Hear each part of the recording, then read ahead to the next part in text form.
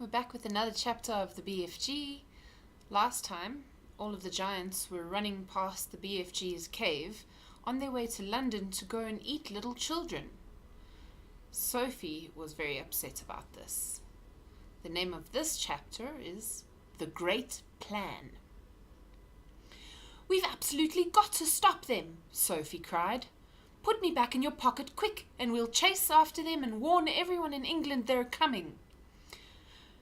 "Redunculous and impossible," the BFG said. "They is going 2 times as fast as me, and they is finishing their guzzle before we is halfway." "But we can't just sit here doing nothing," Sophie cried. "How many girls and boys are they going to eat tonight?" "Many," the BFG said. "The flesh lump-eating giant alone has a most squackling wopsy appetite." "Will he snatch them out of their beds while they're sleeping?" "Like peas out of a puddle," the BFG said. "I can't bear to think of it," Sophie cried. "Then don't," the BFG said. "For years and years I is sitting here on this very rock every night after night when they is galloping away, and I is feeling so sad for all the human beings they is going to gobble up. But I has had to get used to it. There is nothing I can do. If I wasn't a titchy little runty giant only 24 feet high, then I would be stopping them. But that is absolutely out of the window." "Do you always know where they're going?" Sophie asked. "Always," the BFG said.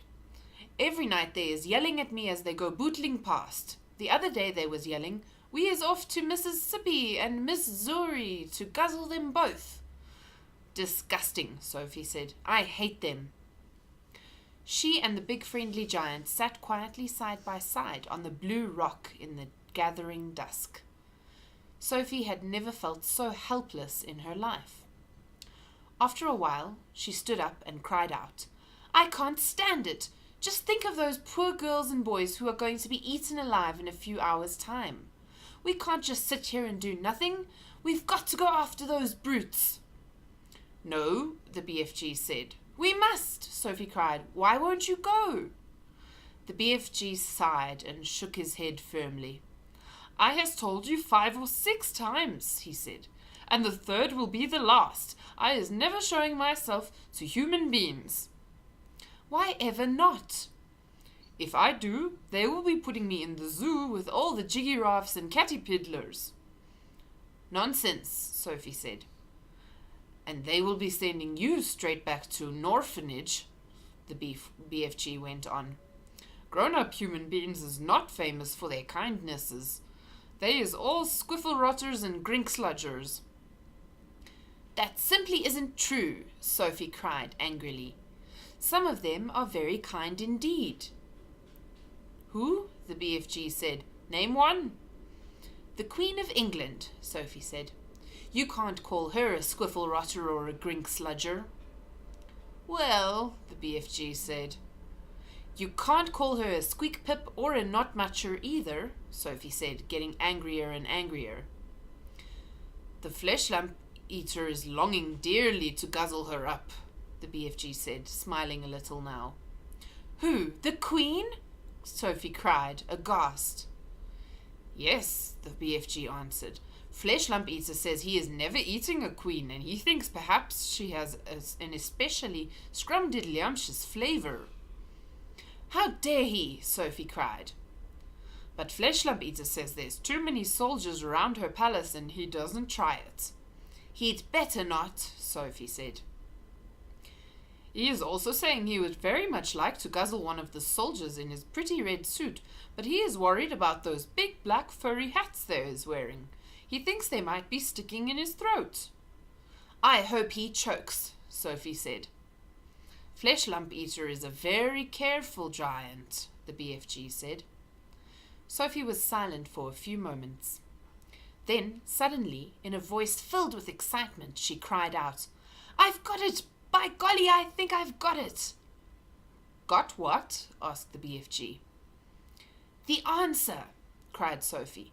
"We'll go to the Queen. It's a terrific idea.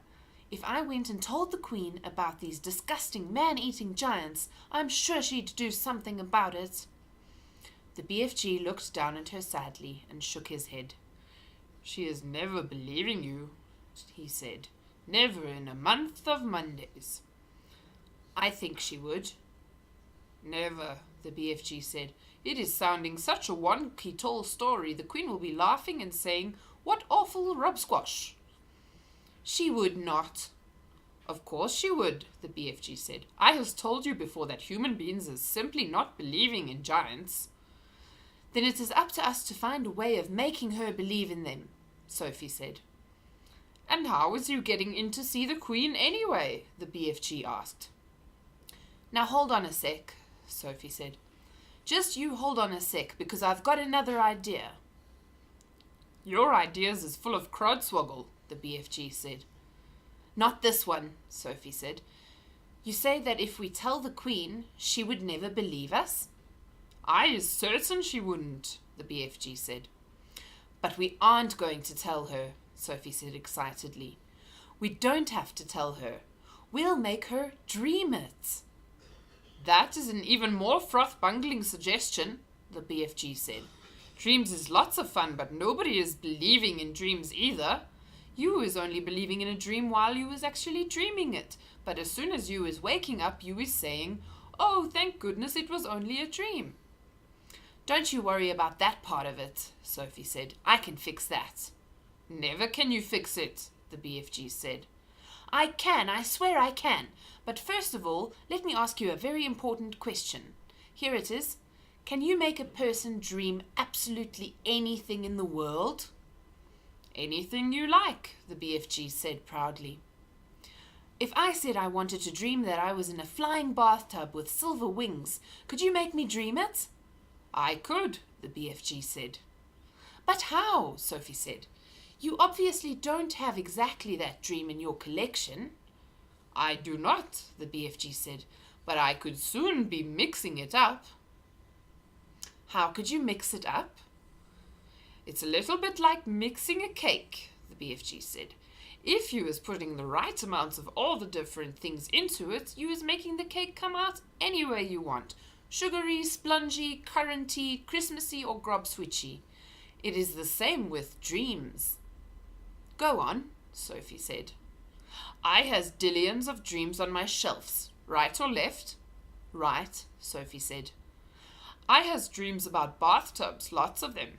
I has dreams about silver wings. I has dreams about flying.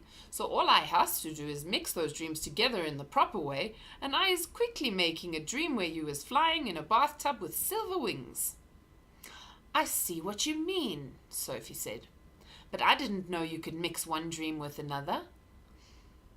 Dreams like being mixed, the BFG answered. They is getting very lonesome all by themselves in those glassy bottles. Right, Sophie said. Now then, do you have dreams about the Queen of England? Lots of them, the BFG said. And about giants? Of course, the BFG said. And about giants eating people? Swiggles of them, the BFG said. And about little girls like me? Those is the commonest of all, the BFG said. I has bottles and bottles of dreams about little girls. And you could mix them all up just as I want you to? Sophie asked, getting more and more excited. Of course, the BFG said. But how is this helping us? I think you is barking up the wrong dog. Now hold on, Sophie said. Listen carefully. I want you to mix a dream which you will blow into the Queen of England's bedroom when she is asleep. And this is how it will go. Now hang on a minute, the BFG said. How is I possibly going to get near enough to the Queen of England's bedroom to blow in my dream? You is talking dumb silly. I'll tell you that later, Sophie said. For the moment, please listen carefully. Here is the dream I want you to mix. Are you paying attention? Very close, the BFG said. I want the Queen to dream that 9 disgusting giants, each one about 50 feet tall, are galloping to England in the night. She must dream their names as well. What are their names again? Flesh Lump Eater, the BFG said. Man Hugger, Bone Cruncher, child chewer, meat dripper, gizzard gulper, maid masher, blood bottler, and the butcher boy. Let her dream all those names, Sophie said, and let her dream that they will be creeping into England in the depths of the witching hour and snatching little boys and girls from their beds. Let her dream that they will be reaching into the bedroom windows and pulling little boys and girls out of their beds, and then... Sophie paused. Do they eat them on the spot, or do they carry them away first? She asked. They're usually just popping them straight into their mouths like popcorn, the BFG said. Put that in the dream, Sophie said.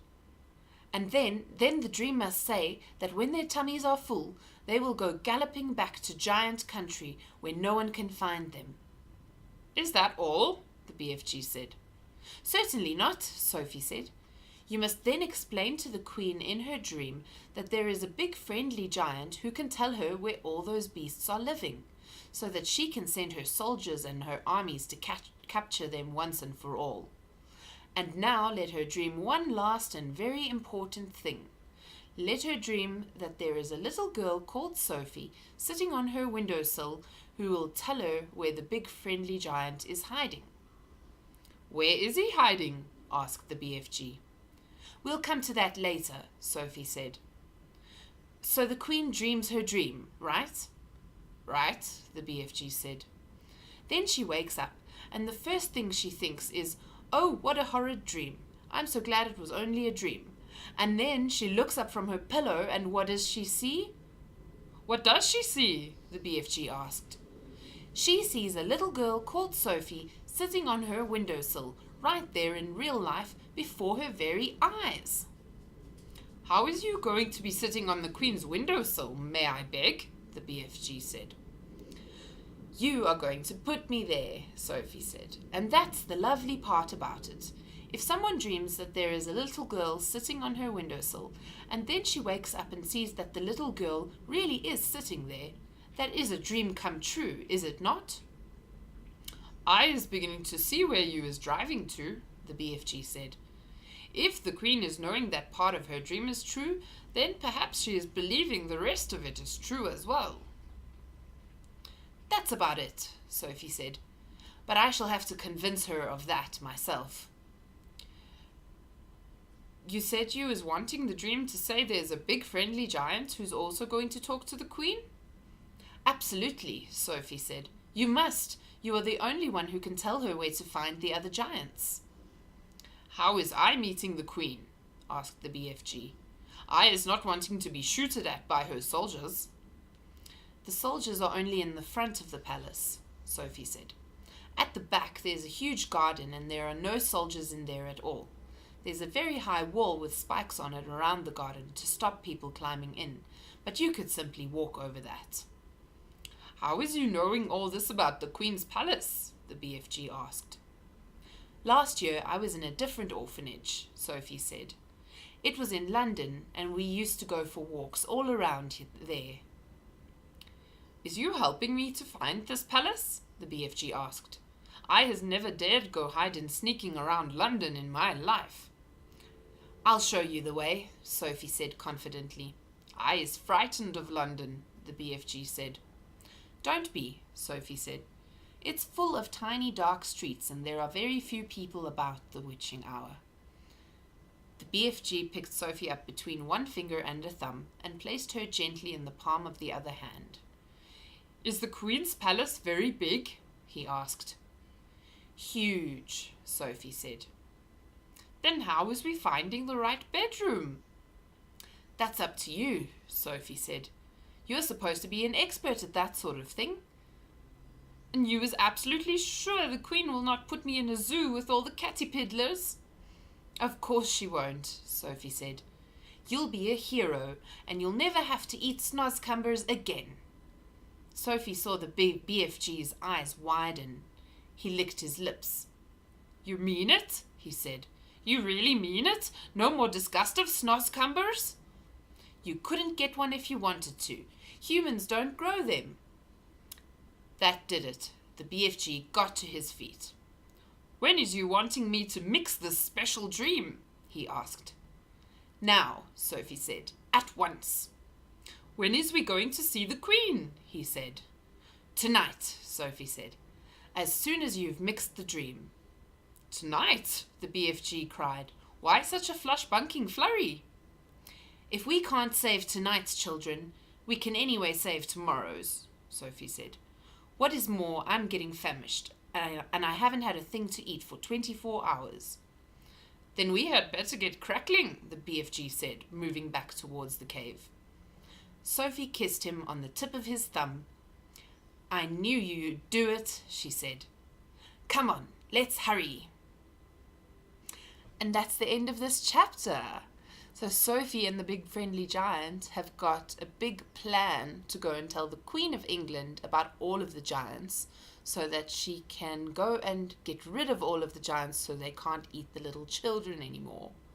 So next time we will carry on with the next chapter, which is called Mixing the Dream.